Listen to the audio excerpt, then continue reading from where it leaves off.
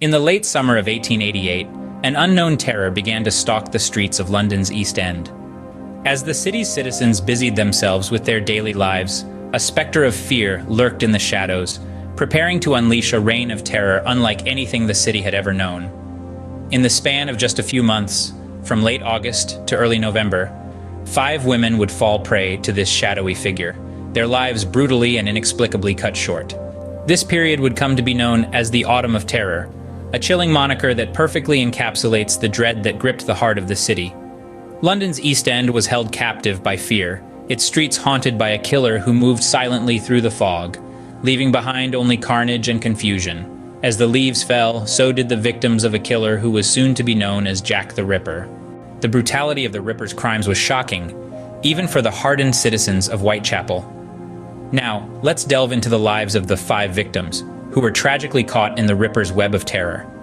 These women, now known as the Canonical Five, were not just victims, but humans who led lives that were abruptly and brutally cut short.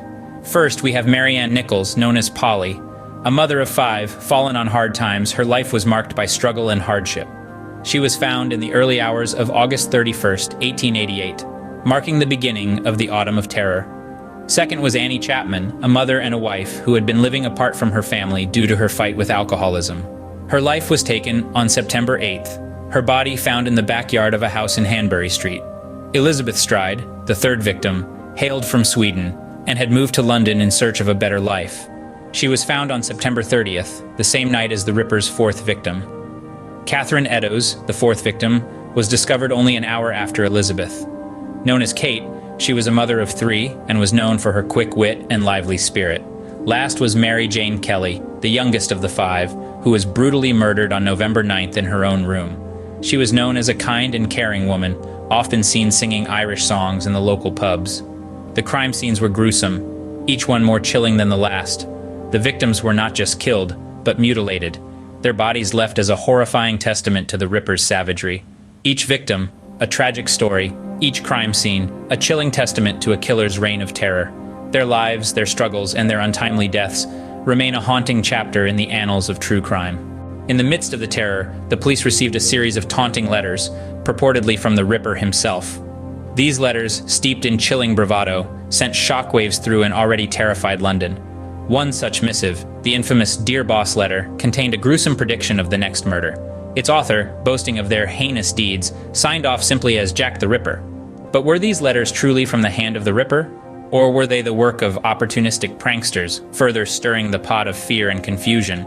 The debate continues to this day, muddying the waters of a mystery already dense with uncertainty. As the letters continued to pour in, the list of suspects began to grow. From local butchers to high-ranking officials, it seemed that no one was above suspicion. Among the most notable were Montague John Druitt, a barrister and teacher whose suicide shortly after the final murder led many to believe he was the Ripper. Then there was James Maybrick, a wealthy cotton merchant from Liverpool. A diary surfaced in the late 20th century, allegedly written by Maybrick, in which he confessed to being the Ripper. However, the authenticity of this diary has been hotly contested, and its origins remain as enigmatic as the murders themselves. Others pointed fingers at Aaron Kosminski, a Polish barber living in Whitechapel, who was committed to an insane asylum around the time the murders ceased. His insanity, coupled with his proximity to the crime scenes, made him a compelling suspect. Yet, despite the myriad of possibilities and countless hours of investigation, the identity of Jack the Ripper remains unknown. Each suspect carries with them a compelling argument, yet none provide a definitive answer. With the letters came a chilling realization. The killer was among them, hiding in plain sight. Yet who this individual was, and what drove them to commit such atrocious acts, remains one of the most enduring mysteries in the annals of true crime. As we delve deeper into this case, we are reminded that sometimes the most terrifying monsters are those that remain hidden, their identities forever shrouded in darkness. The police were faced with a task that was monumental, even by today's standards. Imagine trying to solve a series of brutal murders with the limited forensic tools of the Victorian era. Fingerprints were not yet a recognized method of identification, and DNA was unheard of. The police were essentially working blind, relying on eyewitness accounts that were often unreliable and tainted by fear. Adding to the complexity was the public hysteria that swept through London's East End. Panic was rampant. rumors spread like wildfire, and the police found themselves under immense pressure to make an arrest. Yet, the crowded, impoverished conditions of the East End, with its labyrinth of narrow, winding streets, provided a perfect hunting ground for the Ripper and a formidable obstacle for the investigators. In the face of overwhelming challenges, the investigation struggled to gain ground. Despite their best efforts, the shadowy figure of Jack the Ripper slipped through the cracks, leaving behind a legacy of fear and unanswered questions. The legacy of the Jack the Ripper case has endured, captivating the imagination of the world. This tale of mystery and murder has seeped into popular culture, influencing literature, cinema, and even the music industry. The Ripper's gruesome deeds have become a symbol for the darkest corners of human nature, a chilling reminder of what we are capable of.